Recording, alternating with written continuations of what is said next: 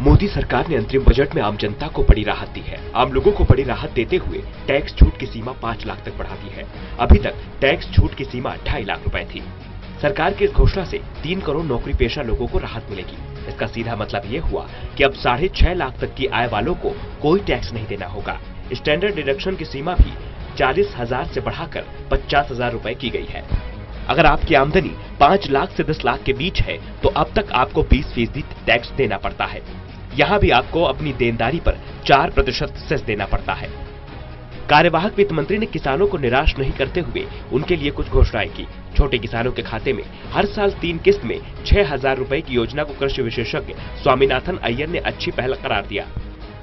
किसानों के लिए किसान विकास सम्मान योजना मिलेगी।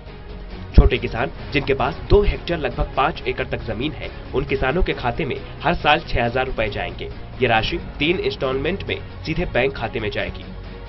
छोटे और मध्यम वर्ग के किसानों को न्यूनतम राशि मिल सके, इसके लिए प्रधानमंत्री किसान सम्मान निधि को दी जाएगी। इससे लगभग 12 करोड़ किसानों को लाभ मिलेगा। अनुमानित तौर पर इस पर लगभग 75,000 करोड़ रुपए खर्च होंगे। 22 महत्वपूर्ण फसलों का न्यूनतम समर्थन मूल्य 1.5 गुना बढ़ाने का फैसला लिया। An outlay of ₹75,000 crore for PM Kisan for the financial year 1920. I am also providing 20,000 crores in the revised estimates of the current year itself. पिछले 5 वर्षों में किसानों को सस्ते ऋण उपलब्ध कराने के लिए इंटरेस्ट सबवेंशन की राशि 2 गुना कर दिया गया। लोकसभा चुनाव से पहले अपने अंतरिम बजट में मोदी सरकार ने गरीब कामगारों को बड़ा तोहफा दिया है।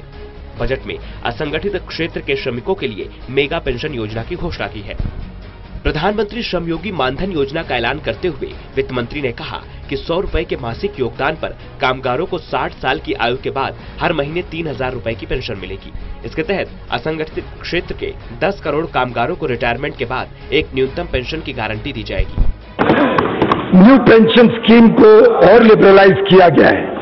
कर्मचारियों के हिस्से को 10% रखते हुए हमने सरकार के योगदान को 4% बढ़ाकर 14 कर दिया है। 14। वित्त मंत्री ने कहा कि विश्व के सबसे बड़े स्वास्थ्य सेवा कार्यक्रम आयुष्मान भारत योजना के तहत अब तक 10 लाख मरीजों का उपचार किया जा चुका है। गोयल ने कहा कि देश में 21 एम्स स्थापित किए गए हैं या काम कर रहे हैं, जिनमें से 14 संस्थानों को 2014 में मंजूरी दी गई है। 22वां एम्स संस्थान हरियाणा में खोला जाएगा। पिछले 5 साल में हमने गाँवों में शहरों जैसी सुविधाएं दी। गाँव की सड़कों के लिए 19,000 करोड़ रुपए इस साल दिए जाएंगे। वित्त मंत्री पीयूष गोयल ने घोषणा की कि केंद्र गायों के कल्याण के लिए कामधेनु योजना स्थापित करेगी। इस योजना के लिए 750 करोड़ रुपए दिए जाएंगे। ग्रेच्युटी की सीमा 10 लाख रुपए से बढ़ाकर 20 लाख रुपए की गई है। काम के दौरान श्रमिकों की मौत पर उन्हें 6 लाख रुपए दिए जाएंगे। पीएम श्रम योगी मानधन योजना को मंजूरी मिली। 10 करोड़ मजदूरों को इस योजना का लाभ मिलेगा। केंद्रीय मंत्री ने कहा कि हमने गरीब महिला के जीवन के स्तर को ऊंचा उठाने का प्रयास किया। 70% मुद्रा लोन महिलाओं को मिले। उज्ज्वला योजना में 6 करोड़ मुफ्त गैस कनेक्शन दिए। 2 करोड़ मुफ्त गैस कनेक्शन और देंगे। अभी तक 6 करोड़ मुफ्त कुकिंग गैस कनेक्शन दे जा चुके हैं। अगले वर्ष तक पूरे 8 करोड़ हो जाएंगे और देश में हर परिवार को अच्छी कुकिंग की सुविधा उपलब्ध कराने का जो माननीय प्रधानमंत्री जी का दृढ़ निश्चय था, उसको हम पूरी तरीके से लागू करें। Ujjwala is a remarkable. सरकार रेलवे को 64,587 करोड़ रुपए देगी। रेल यातायात को और अधिक सुरक्षित बनाने को लेकर गोयल ने कहा कि देश भर में 8,300 मानव रहित रेलवे क्रॉसिंग थी, जिन्हें अब लगभग खत्म कर दिया गया है। मोबाइल डेटा में भारत दुनिया में सबसे आगे है। पिछले 5 साल में डेटा इस्तेमाल 50 गुना बढ़ा है। हमारी सरकार की योजना 1 लाख डिजिटल विलेज बनाने की है। डिजिटल इंडिया कैंपेन से देश भर में डिजिटल क्रांति को बढ़ावा मिला। वित्त वर्ष 2019 से 20 के लिए रक्षा बजट 3 लाख करोड़ रुपए से अधिक रखा गया है, जो अब तक किसी भी साल की तुलना में सबसे अधिक है। गोयल ने कहा कि हमारे सैनिक सीमाओं पर देश की रक्षा करते हैं, जिन पर हमें गर्व है।